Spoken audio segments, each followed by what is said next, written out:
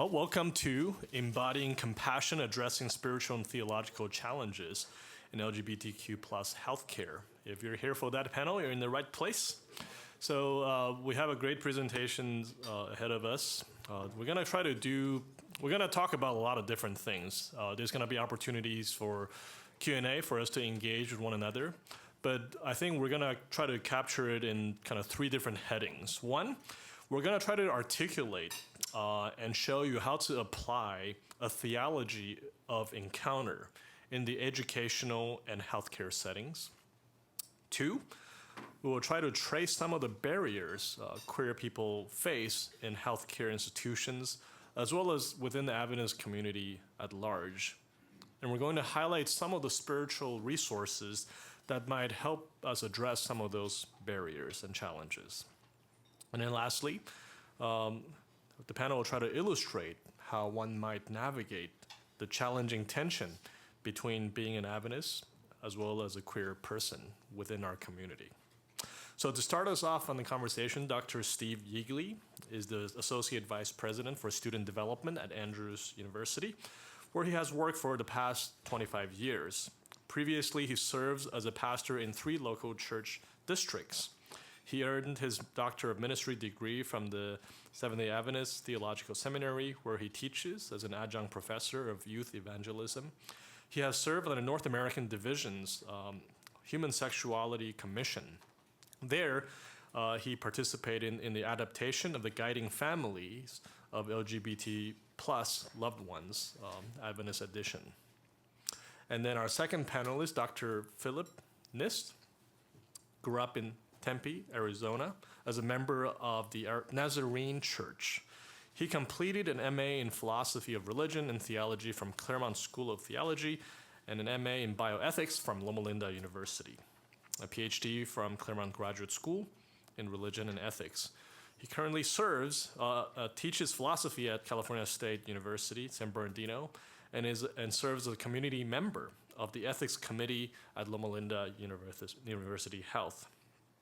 And then to end our presentation today, Dr. Arelis Benitez is the Assistant Professor of the Practice of Religion, Psychology, and Culture, and Director of Field Education at Vanderbilt Divinity School.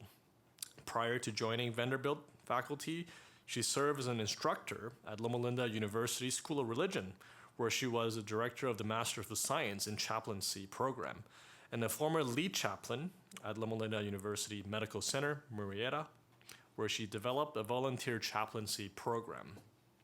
Clinically trained as a healthcare chaplain, she integrates over a decade of experiences in pastoral ministry with vocational commitments to social justice that extends beyond the academy and into the public and private spheres.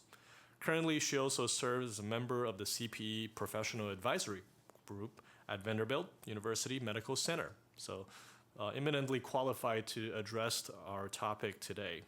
So without further ado, I'd like to turn my time over to Dr. Yeagley.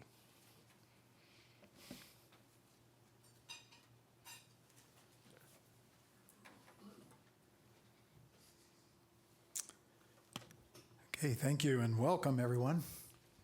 So good to be here, joining this conversation with Ali and Phil and Shen. I look forward to this very much. As a student life administrator, I am committed to honoring the Bible's teachings on sexuality in a way that protects the well-being of every student. Given the evidence of harm to sexual and gender minorities in conservative religious communities, I have focused my efforts on harm reduction. For me, this is a moral responsibility. I want to touch on 3 lenses today to approach this work. The first is philosophical and ethical. So Phil, please, I apologize. I'm not even the son of a philosopher. The second is psychological, and the third is theological. Recently, I have turned to the philosophy of Emmanuel Levinas to help frame an ethical response to those who do not share my sexual or gender identity. Levinas responds to the tendency to think about ethics based on abstractions and generalizations apart from the human encounter or equation. This tendency results in a totalizing gaze that reduces people to mere objects. This totality, or reducing others to a sameness that can be mastered, contrasts with what Levinas calls the infinity of the other. He says the relationship with the other is a relationship with mystery. Thus, ethics is about responding rightly to another who is not the same and who can never be fully grasped.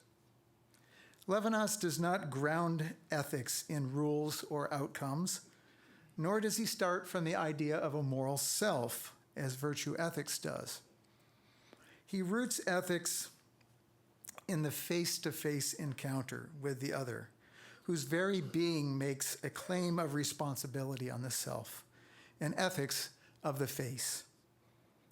The face of the other speaks. It implores, "Do not harm me." Levinas says that we are confronted by the commandment of God in the face. Moral laws are essential to an ethical life. However, these are drawn and based upon human encounters. Vandenberg explains that when the relational basis of morality is hidden by unwavering adherence to rules as the ground of ethics, injustice results. Levinas equates this responsibility for the other with the neighbor. He says the other becomes my neighbor precisely through the way the face summons me and recalls my responsibility. This neighborly responsibility is what Levinas calls the ethics of the welcome, marked by generosity and hospitality, and differs sharply from the ethics of exclusion often applied to LGBTQ people. Vandenberg explains that love is the essential expression of Levinas's position. We love another because of their uniqueness. They are not an instance of a more general category like LGBTQ, not simply just another person, but someone who is special, whom we love for who they are, whose presence calls us to be responsible to them more than to ourselves. For Levinas, the command, "Love your neighbor as yourself," does not mean loving your neighbor equally or as much as yourself. The Bible as a whole, he says, favors the priority of the other. We are to value, in Paul's words, others above ourselves. Some accuse Levinas of placing too much emphasis on the other at the expense of the self. He would respond, however, in biblical terms, we find ourselves by losing ourselves. I become a responsible or ethical I, he says. I'm going to start reading out the screen here, sorry. Yes, he says, to the extent that I agree to depose or dethrone myself, to abdicate my position of centrality in the face of the vulnerable other.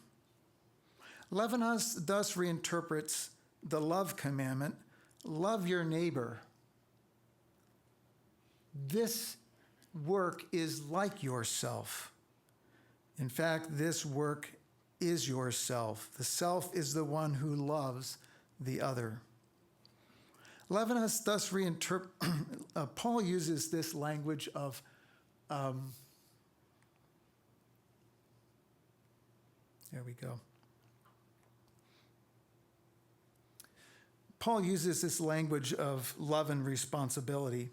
He says, owe no one anything except to love another. All moral obligations, he says, are summed up in this one command. Love your neighbor as yourself. And here's the key phrase, love does no harm to a neighbor. Therefore, love is the fulfillment of the law. When you understand the moral imperative of the face, do not harm me, care for me, efforts to make LGBTQ people invisible are revealed as attempts to avoid moral responsibility. The embodiment of the face also reveals the vulnerability of the other. While this can call forth a compassionate response, it may also activate our defenses as we try to avoid the exposure of our own vulnerability. Think of Job.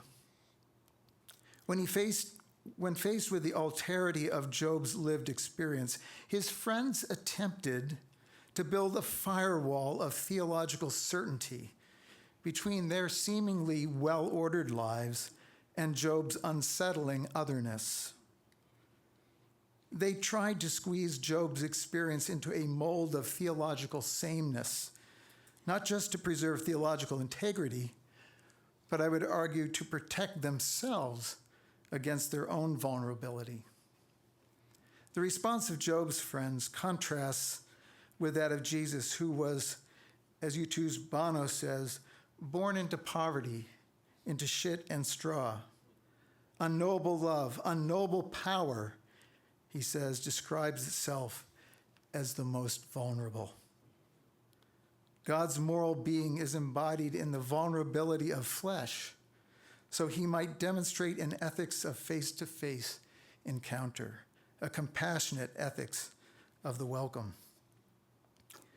A second lens is the growing literature around moral injury and distress, and the work of psychologist Jennifer Freyd on betrayal trauma.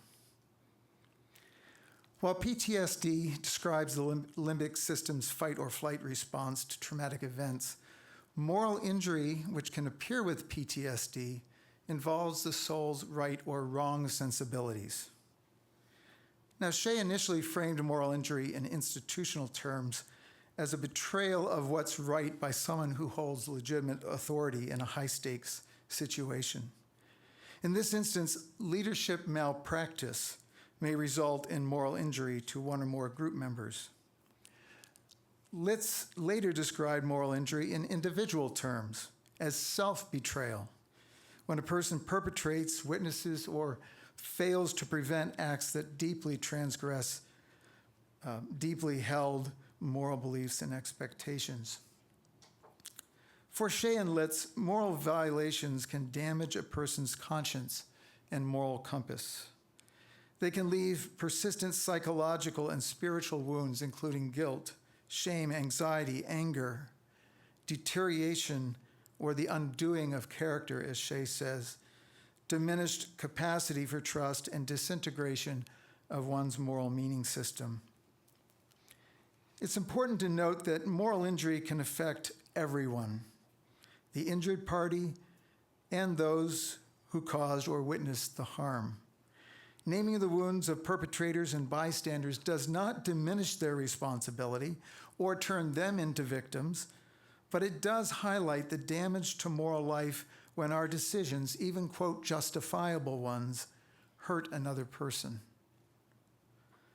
The term moral distress has arisen in clinical settings, defined as anguish or anxiety tied to a sense of imperiled integrity.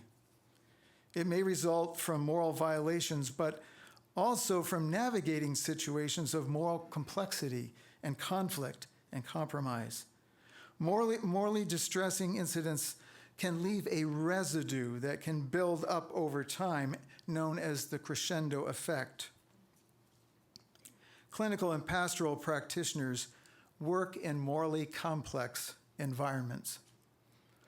They may do so with little moral agency, forced to accept policies or to take actions they believe are wrong, leaving them feeling powerless and frustrated.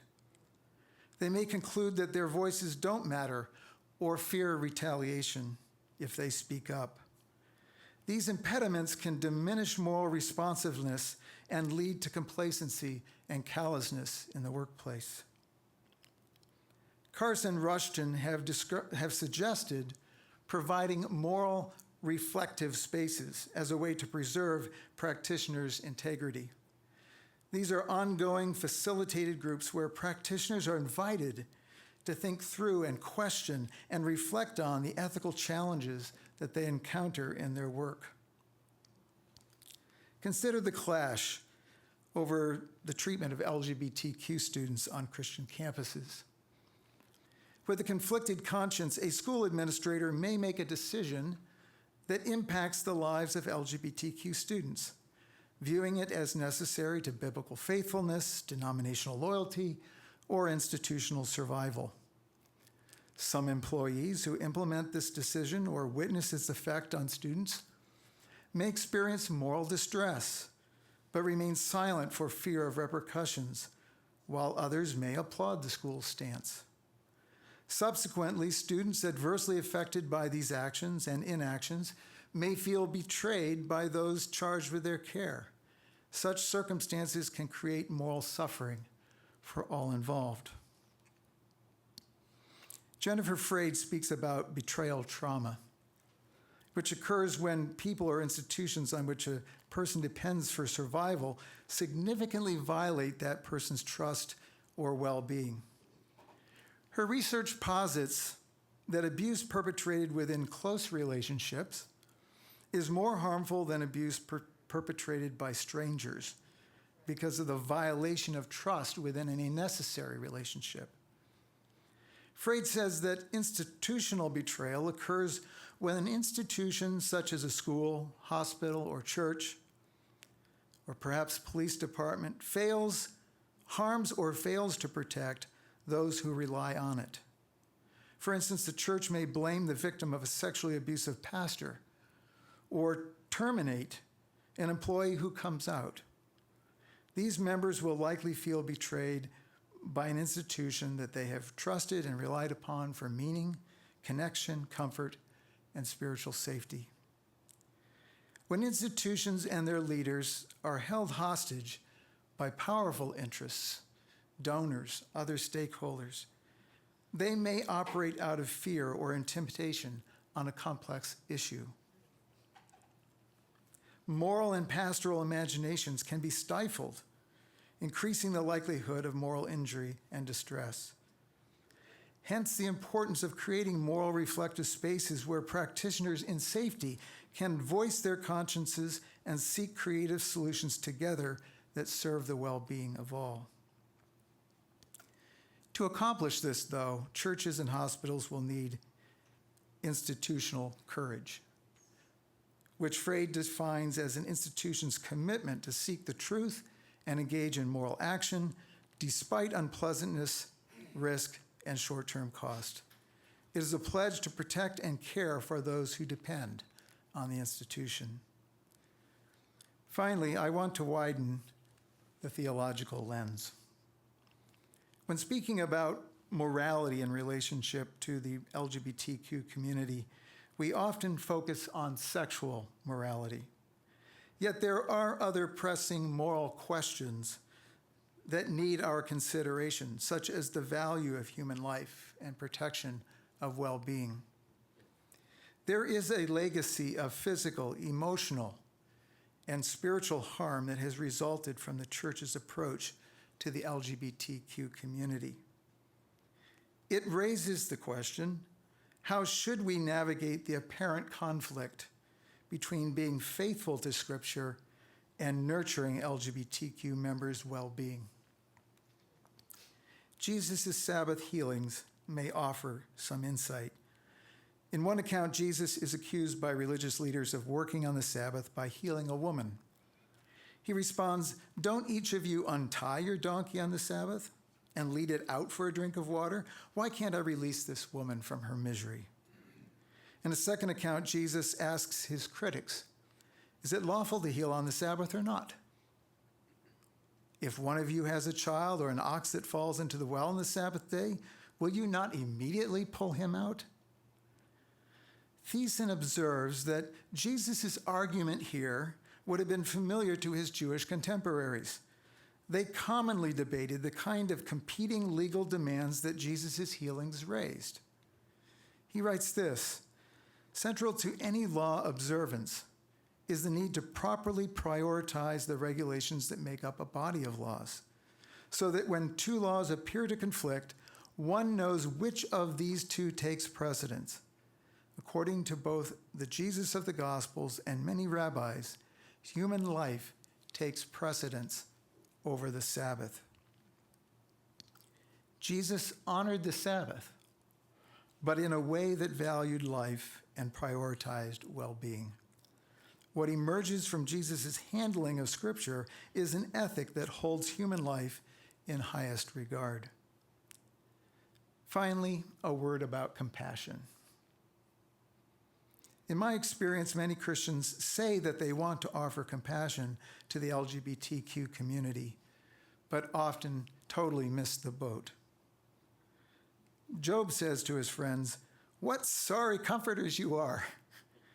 When will all these windy arguments be over?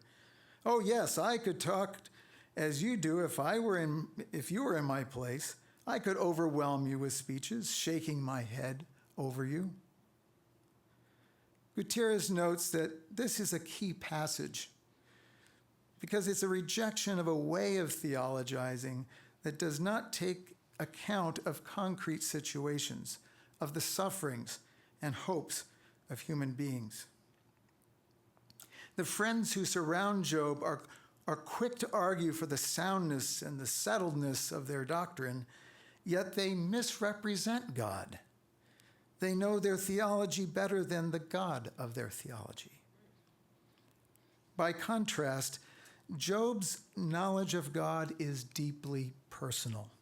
Emerging from the traumatic soil of his experience, it bears the fruit of those who wrestle with the divine. Job rejects his friends' rote theology, which matter-of-factly takes him to be the subject of God's disapproval. Instead, he clings to the belief that God will hear him out.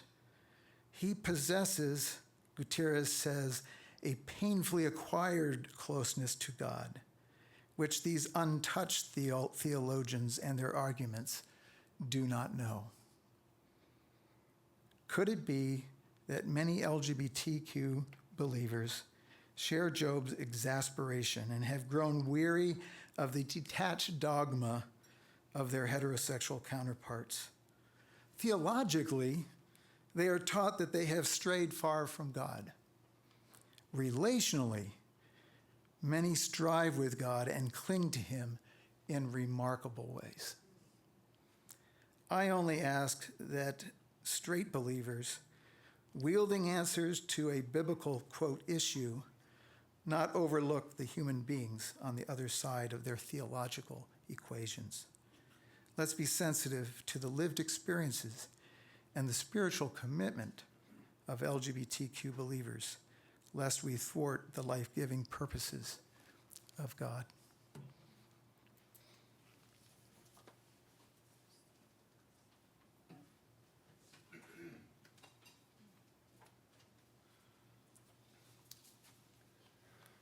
Thank you for inviting me. I'm excited to be here. I don't do stuff like this very often. Let me get control of this. Is this going this way? Okay, there we go. My name's Phil Nist. I teach at Cal State University, San Bernardino. One of the classes I teach is LGBTQ issues in the humanities. I have a background in ethics, bioethics. A little bit more about my background.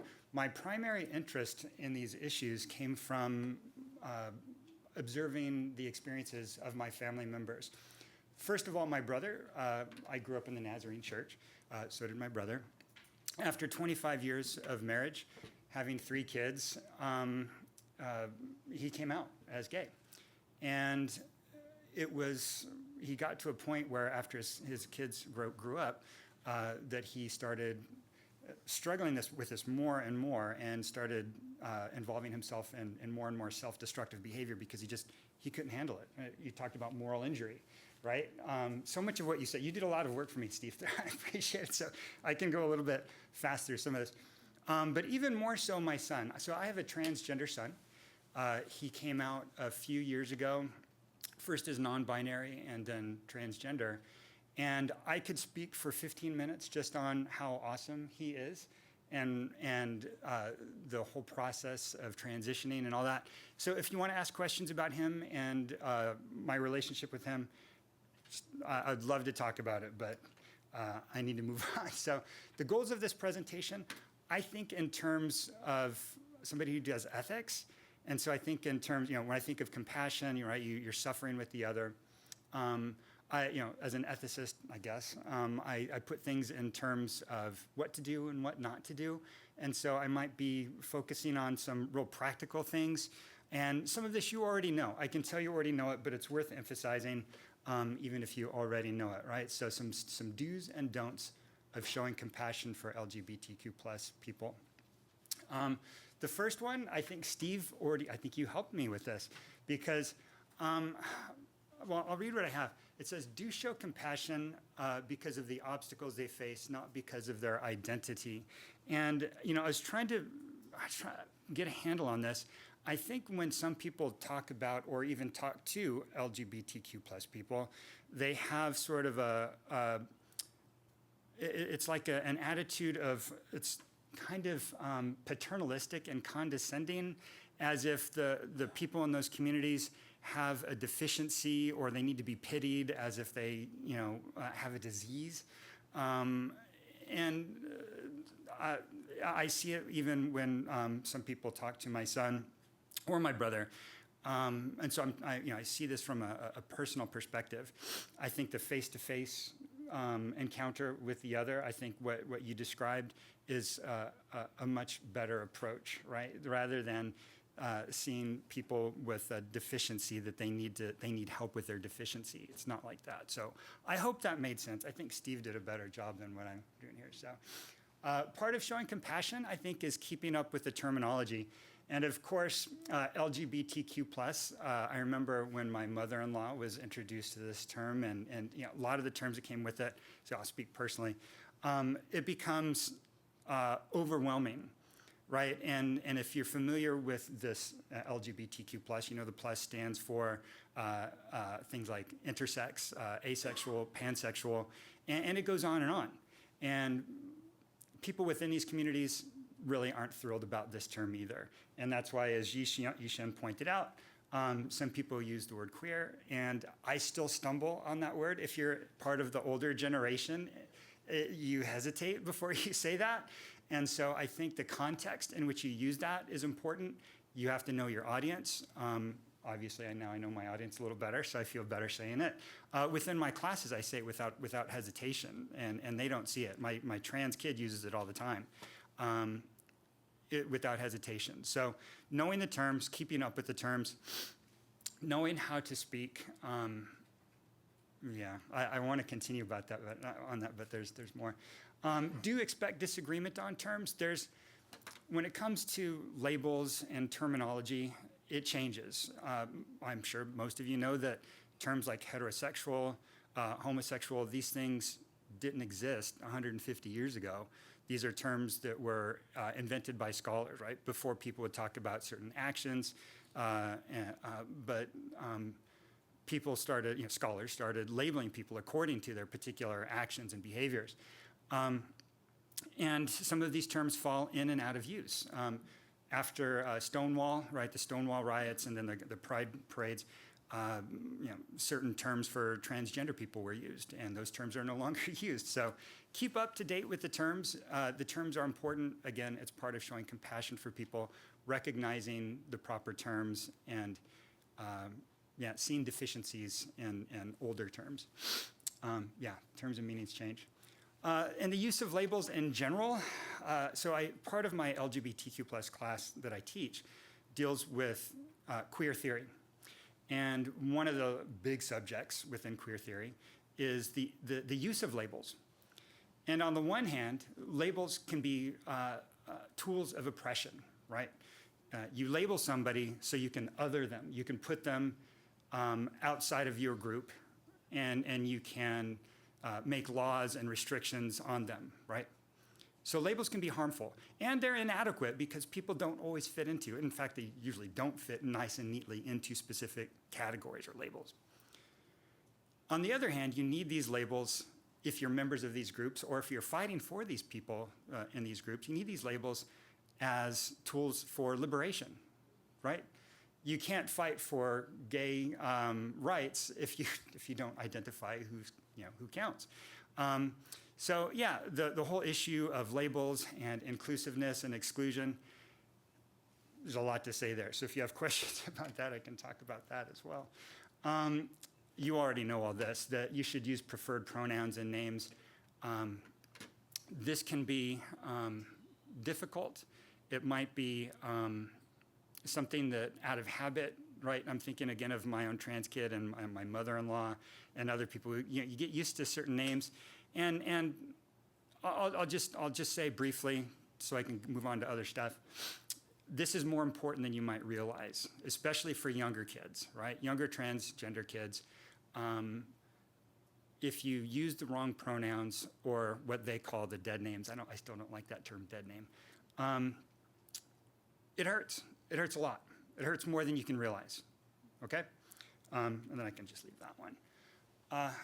Do recognize the influence of culture on identity stereotypes, as well as our reactions toward them.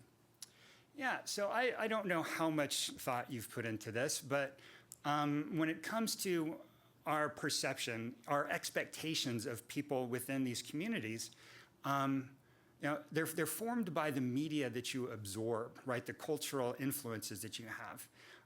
When I was a kid, I remember seeing, I think the only people that I saw that were out and admitted that they were out were people in gay pride parades. And so you have a certain image of gay men as wearing tight leather and dancing around with their shirts off. It's just like, no, that's not what gay people are like. I had a gay professor who made jokes about that. That you have these preconceived notions of what members of these communities are like and how they should act. And they're formed by the images that you absorb early on and throughout your life. There's one particular, again, could go on and on about that, but there's one particular example I want to focus on since I have a transgender kid. There was a movie called The Crying Game. Game should be italicized. Is it? I can't tell. Is it? Okay. I'm looking at it at an angle. This is a movie in the 90s that I never saw, but I knew about it, and I knew exactly the portrayal of transgender women that it was giving. And not just a portrayal of what transgender women are like, but how you should react to them. So in this movie, which again, I never saw, but I knew the scene, there's a stereotypical transgender woman. There's a couple different stereotypes. One of them is of a deceiving, deceptive person who passes well as a woman and seduces a heterosexual man. And that man ultimately finds out that it's a woman with male genitalia, and they freak out, right?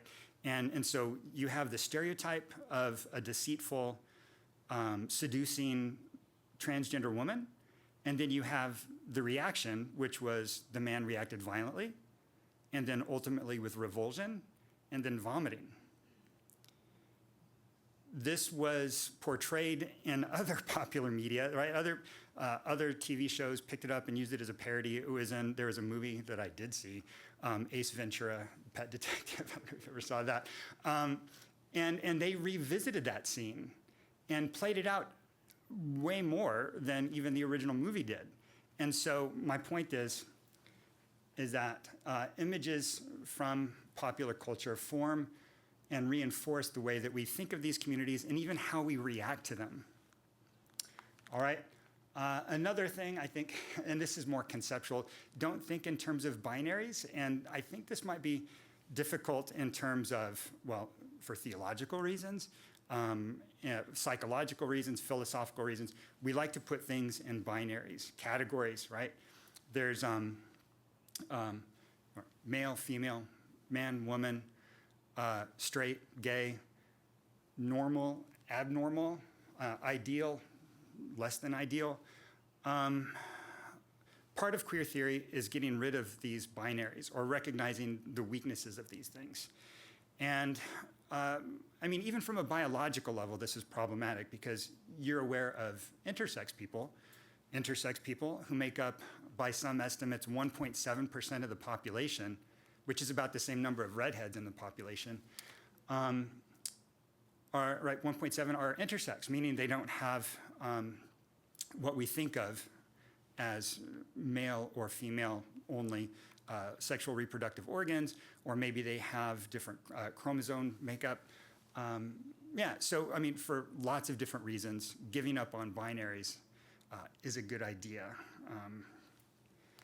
Let's see, yeah, do think in terms of shades of gray and in terms of fluidity. People change throughout their life, their identities change, and you can't, it's difficult to just label people as straight, gay, man, woman, especially when it comes to gender roles and gender expression. All right. And do examine the intersectionality of identities. Intersectionality might be a term that lots of you are familiar with. It was popularized by Kimberly Crenshaw, where she talks about how the experience of black women is different from the experience of white women, and it's different from the experience of black men. And you can't, right, the intersectionality, well, let me put this definition up first. The intersectionality is an overlapping of various identities that create unique experiences, which result in different forms of advantages and disadvantages. Right, I should probably define my term before I use it. And so Crenshaw is talking about how the disadvantages of a black woman are not just a matter of piling on the disadvantages of white women plus black men, that there are actually unique challenges that they face. And we could look at, the intersectionality of lots of different groups of people. I do a lot of work with Julia Serrano, who's a transgender woman, philosopher, and she talks about the intersectionality of transgender women and how they face transphobia, right? People who automatically have biases against trans people, pretty straightforward.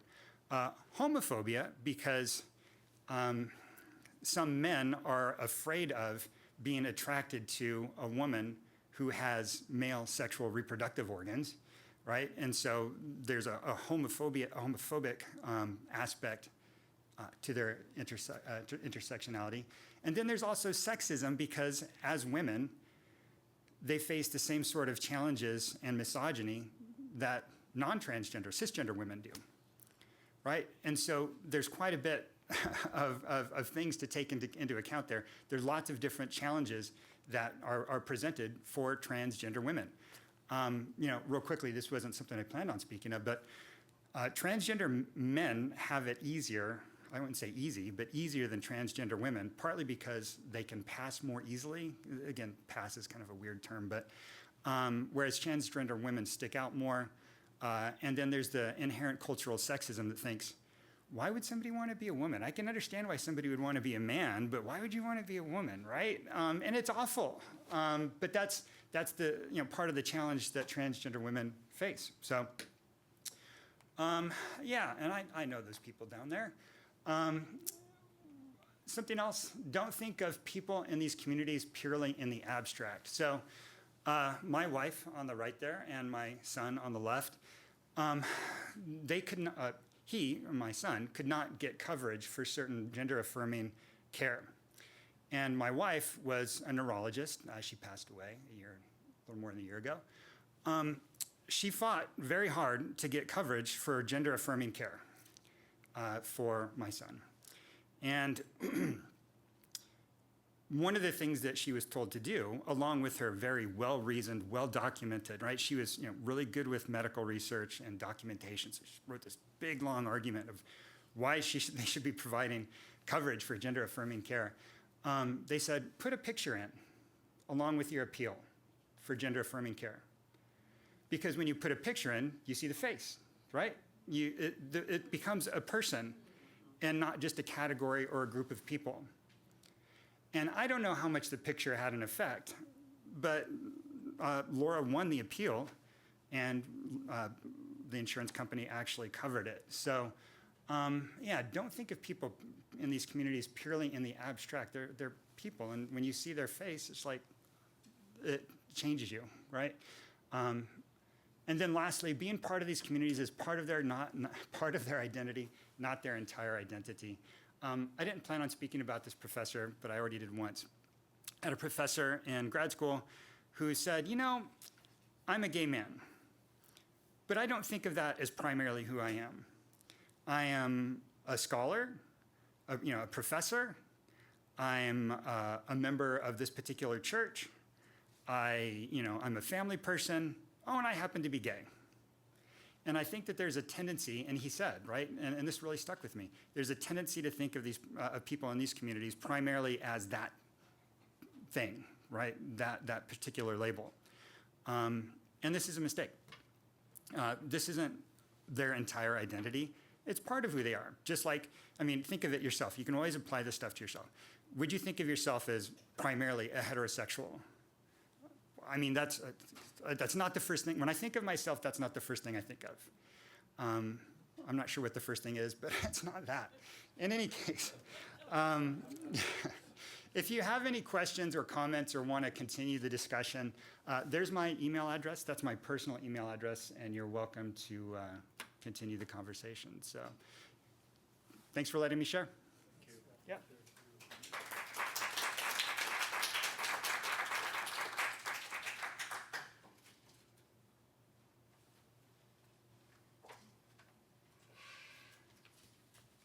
Yeah, we're not going to do this. That's good. Hello. Hey. Thank you, Steve and Phil, for addressing some very important challenges that are encountered by members of the LGBTQ+ community in academic spaces and in healthcare systems. Accordingly, and by way of lived experience, I hope to expand our conversation by naming some of the challenges in congregational spaces, and then providing statistical data to weave us back into the clinical context of care. Lord Jesus, look down from thy throne in the skies and help me to make a complete sacrifice. I give up myself and whatever I know. Now wash me and I shall be whiter than snow. Whiter than snow, yes, whiter than snow. Now wash me and I shall be whiter than snow. I was 12 years old and vividly remember that this hymn was sung as my brown body was fully immersed under baptismal waters. The lyrics, of course, were in Spanish, where the title of the hymn is not whiter than snow, but rather, I long to be clean. Either way it goes, brothers and sisters, the metaphor left nothing to the imagination. I was unclean and in need of whitening. While the theological message intends to focus my attention on healing that comes with the washing away of my sins, the social political wounding of the lyrics cannot be ignored. My brown body is unclean. Hymns, like theological presuppositions, while meaning well, can also cause harm.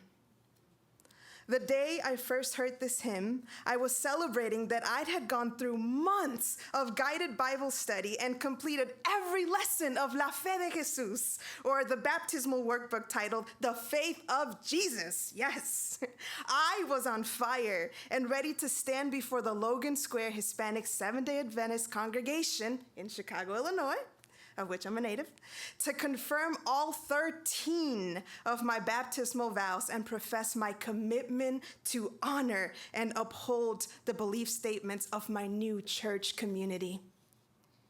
The picture that you are viewing was taken on the day that I was baptized. That day, I stood alongside my father, my older sister, and my mother. That's why that blue square is there. Not because the others didn't make it, but because this is the family that I am born into. And after our last baptismal vow had been confirmed, I felt my mother gently pull on my arm, and bless the soul that took the picture of that moment. She pulled on my arm, concerned that maybe I was too young to understand.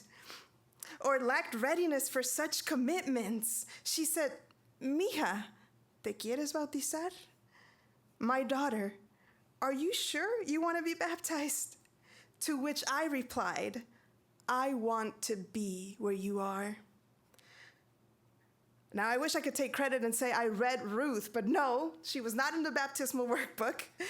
Feminism would take care of that in graduate school, and I learned a little bit more for the record. Now, I can't recall how many sins my 12-year-old self had to be cleansed from, but my heart desired God, Jesus, and Spirit as much as it longed to be in community with biological family, with church family, dare I say, with chosen family. It was clear to me then, as it has been my experience to date, that baptism and SDA membership are intrinsically tied together. That is to say, that to be in community with the faithful, one must be numbered as faithfully abiding by the church's fundamental beliefs. And so I ask, beloved leaders, within this structure, who counts? And who determines who will be in the number? I'll ask it another way. When it comes to religiously affiliated spaces, can a person who identifies as LGBTQ+ be received in SDA communities as a member who may be granted the protections, the rights, and privileges of such? Does their personhood also count? I ask on behalf of myself and the estimated 2,253,000 Latinx LGBT youth in the United States. In September 2021, UCLA Williams Institute published a report titled Latinx LGBT Adults in the U.S. LGBT Well-Being at the Intersection of Race. According to their executive summary, and I quote, more than 11.3 million LGBT adults live in the U.S. They are part of every community throughout the country, and they are diverse in terms of personal characteristics, socioeconomic outcomes, health status, and lived experiences. While LGBT people are similar to their non-LGBT counterparts in many ways, they also show differences that illuminate their unique needs and experiences related to sexual orientation and gender identity. About 40% of LGBT adults are people of color, including 20% who identify as Latinx. The charge to this panel, as Shen presented, was to address the spiritual and theological challenges in LGBTQ+ healthcare with specific attention to the ways in which we, as caregivers, may embody compassion as an approach to healing. To concisely get at this, context matters. For the purposes of this presentation, I'm specifically focusing on Latinx LGBT adults, and that is what this map represents. To understand more about this demographic group, first I will present key findings from this report, and then I will turn to the challenges that these findings pose. Lastly, I will propose a compassion-centered approach to healing within Latinx LGBTQ+ community. This map roughly accounts for the presence of Latinx LGBT adults in the United States. As previously stated, we're speaking about an estimated 2,253,000 people, which accounts for 5.6% of all of Latinx population. As you can see by region, the largest concentrations are in the West, and to my surprise, in the South, where I now am. And to get a number of the population, or roughly, the West at 38% has 859,000 people. In the Midwest, coming at short at 10%, is 227,000. 65% are under the age of 35. 52% identify as female, 48% as male. 22% of LGBT age 25 have a college education. And contrary to misguided belief, many Latinx LGBT adults are religious. Accordingly, 38% are Roman Catholic, 7% are Protestant, 2% are Muslim, and 26% have other religious affiliations. Nonetheless, we are spiritual beings, alive and well.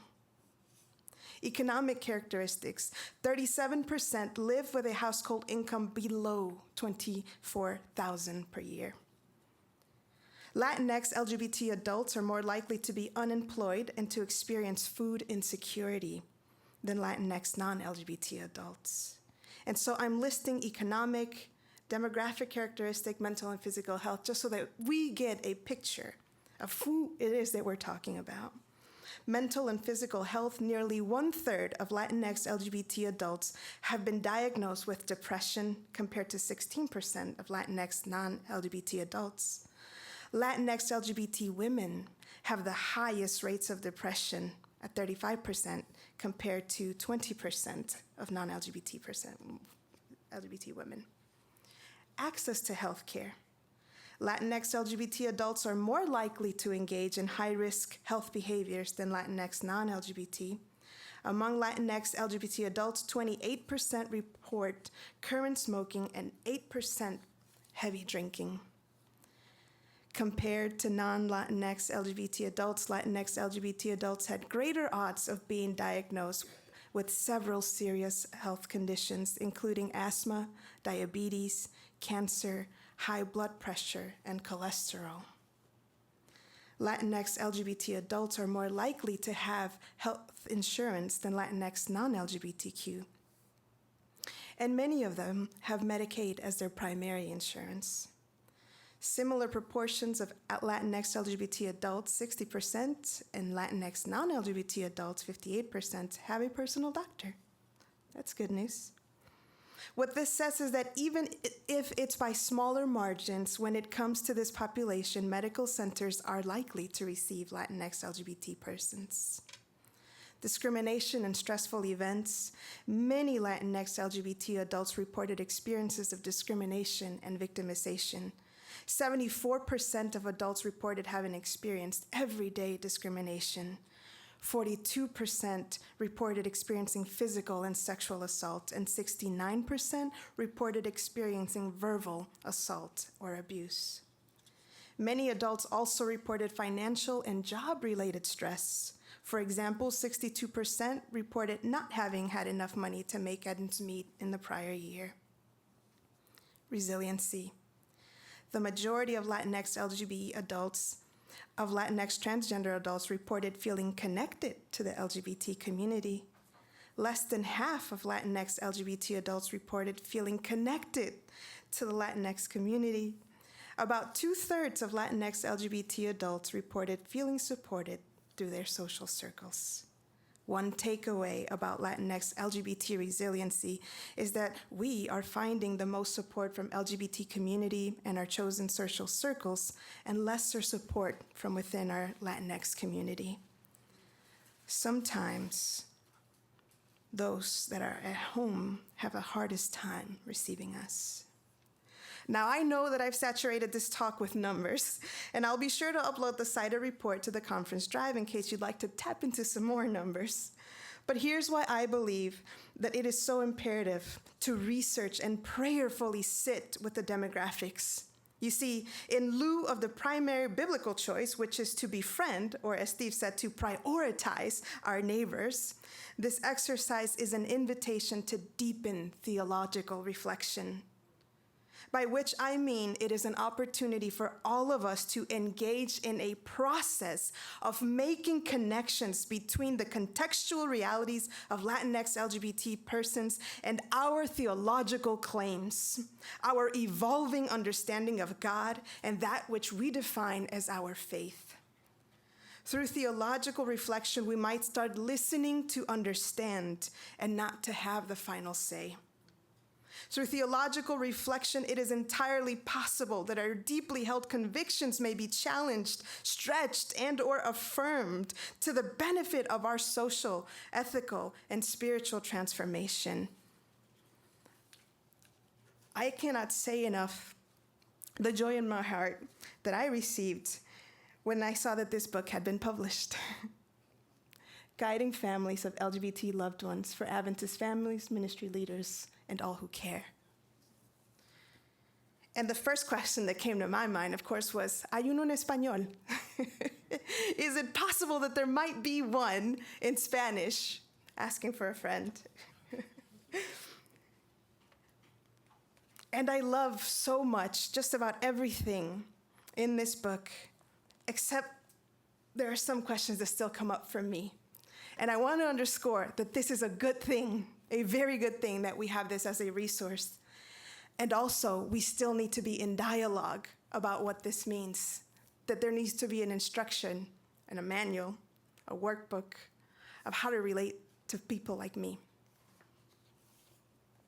When I opened this Adventist edition, one of the things that immediately caught my attention was the note that was also highlighted today about the theological complication. And there's a note that says, care, not compromise. Teaching others to love and care for LGBT people can trigger concerns about our biblical compromise.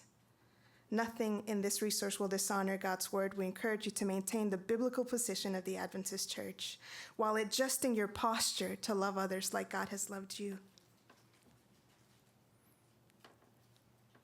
What hurts about this is to know that if you're on the other side, what this is saying is that caring for me makes you feel like you have to compromise your values. And it is painful. I don't wish that for you. I don't wish that for me.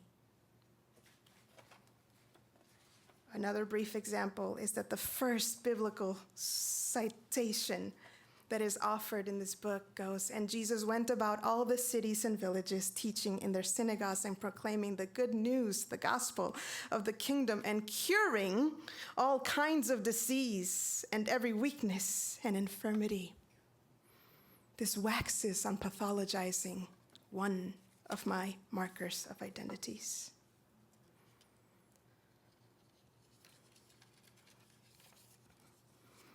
Now, I am sure that you have heard this already. I know because I also saw the screen up there.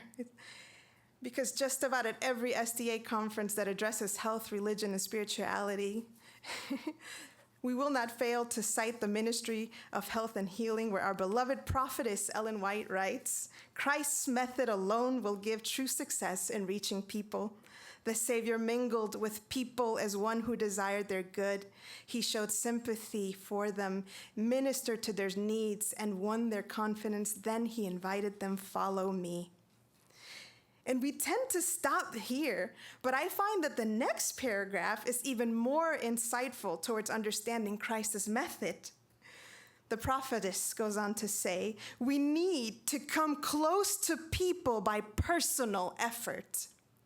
If we would give less time to sermonizing and more time to personal ministry, greater results would be seen.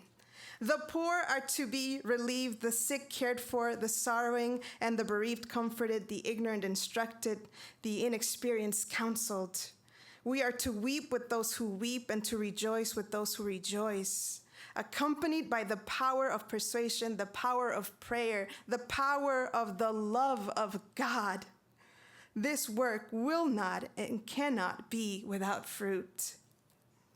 See, as I read this over and over, and you might disagree with me, but I dare to say today that reaching the people and evangelism are not the same thing.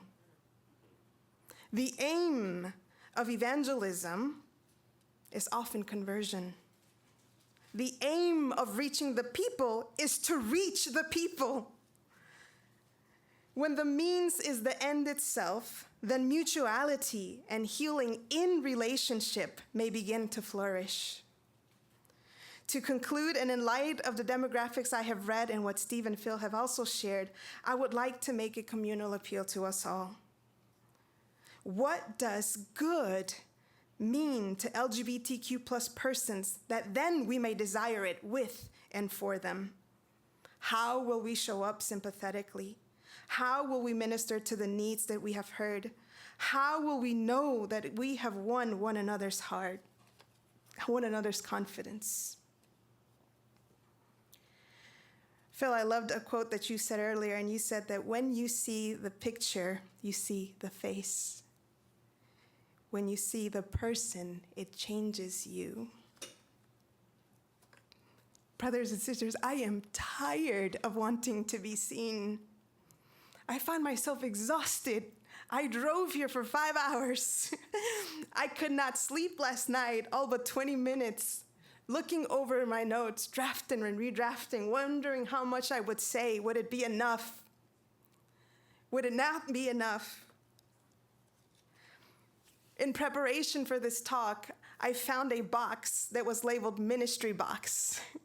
In 2009, when I moved to Loma Linda to begin my training in chaplaincy and to enroll in the Masters of Clinical Ministry program, I had a great mentor who said to me, "Hey, you might want to start a ministry box." I said, "What is that?" She said, "Anything you do, whether it's a prayer, a sermon, a talk, a class, put it in the box." I said, "For what?" She said, "Well, in case you want to be ordained someday." But put it all in this ministry box.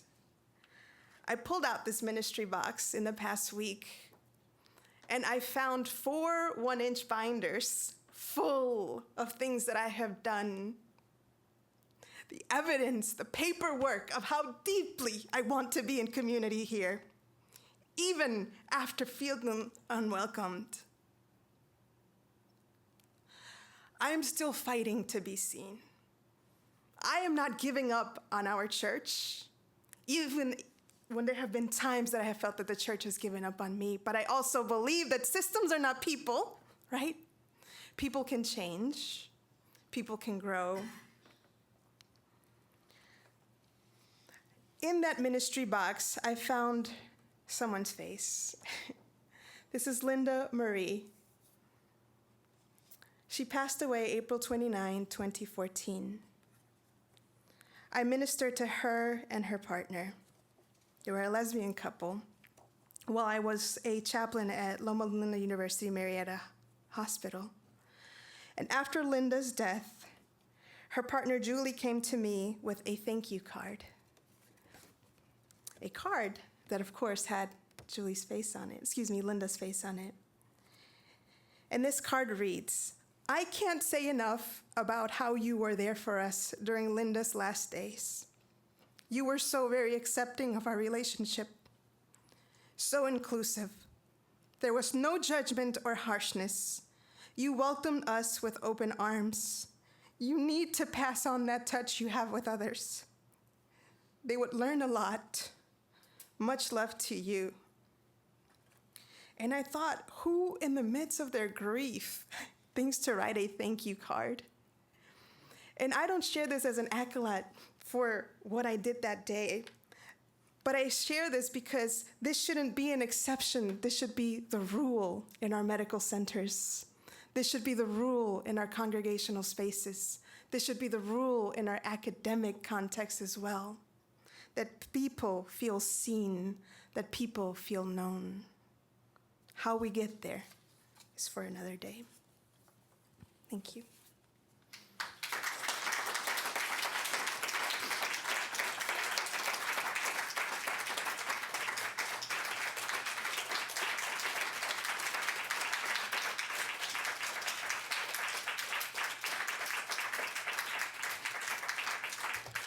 Wow, thank you so much, Steve, Phil, and Ali, for educating us today and inspiring us. We have a couple of minutes for us to have conversations, so I'll be running around with the mic. Please raise your hand, and I'll bring the mic to you if you would like to ask a question.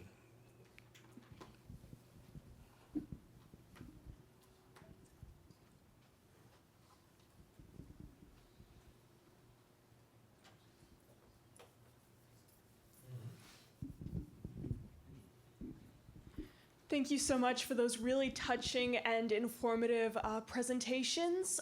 In preparation for this session, I was looking at a couple documents about the Adventist position on LGBTQ plus healthcare, and I came across a statement or a document that had been released actually by the Adventist Bioethics Consortium and approved by the AHPA board back in 2020. And it was talking about transgender care and how Adventists should go about it in the healthcare system.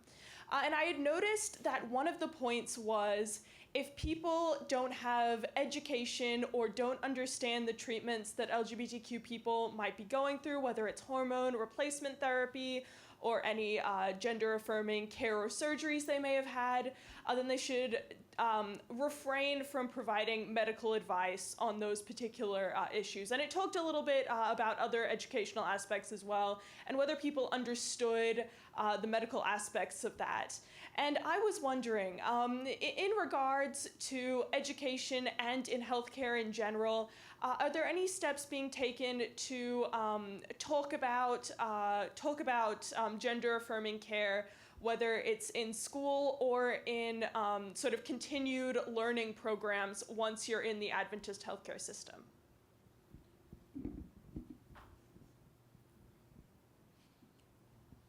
I can only speak from personal experience. I can only speak from personal experience. I don't know about the policies, and I'm not sure exactly what you're talking about. But from our perspective, we would find physicians who were known within those communities, transgender community, as supportive doctors. And they would provide excellent education and support, and I don't know, they're just wonderful. You find the right physicians, and they educate you, which I think is great. I mean, it's part of the consent process, right? You kind of need to know what's going to happen when you do all of these things. And it is a bit scary, but the physicians we've run into in Adventist healthcare have been really, really wonderful. The ones that you know to go to. I don't know if that helps at all, but it really helps to be educated on those things, to know exactly what's going to happen. So, I don't know, that's all. And I can share because hospitals are under a different set of regulations that are basically governmental laws. So as that comes down, there is ongoing education, awareness of treatment of LGBTQ plus people. And certainly I think chaplains are a big resource for that. And in my experience, I don't see issues of treatment of LGBTQ plus people in my hospital. I don't hear disrespect about them. Anything that would make me say, hey, there's a problem. So, and I would speak up. I would add, in my presentation, I made a reference to my wife appealing the decision of the healthcare decision. By the way, as a quick aside, don't ask transgender people about what surgeries they've had or what procedures they've had, unless you're willing to talk about your own genitalia, or you're a physician and you need to know those things. Well, then it might make sense. But as a general rule, there's this tendency within our culture to say, so have you had surgery, or has your kid had surgery? Just don't go there, right? So quick aside. We were denied a gender-affirming care surgery for my son because it was labeled cosmetic, purely cosmetic. And that was the point at which my wife based her argument. This is not cosmetic, right? This is part of the standard of care. It's for their well-being, right? This is how you treat. He was diagnosed with gender dysphoria, right? So this is how you treat it. And this is supported by document after document after association after association. And if anybody wants that part of that appeal letter, I can give you all of that documentation. I have it in my bag. So yeah, there is still some work to do. My understanding was that this was the first time that this insurance company went ahead and approved that procedure, which took place at another institution that had physicians who were more familiar with the procedures. So there is still some room for growth. So. Unfortunately, we're out of time, so one really quick question, and then we will have to close.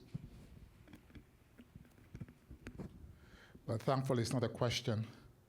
I'm going to talk to myself, and you're free to listen. So, as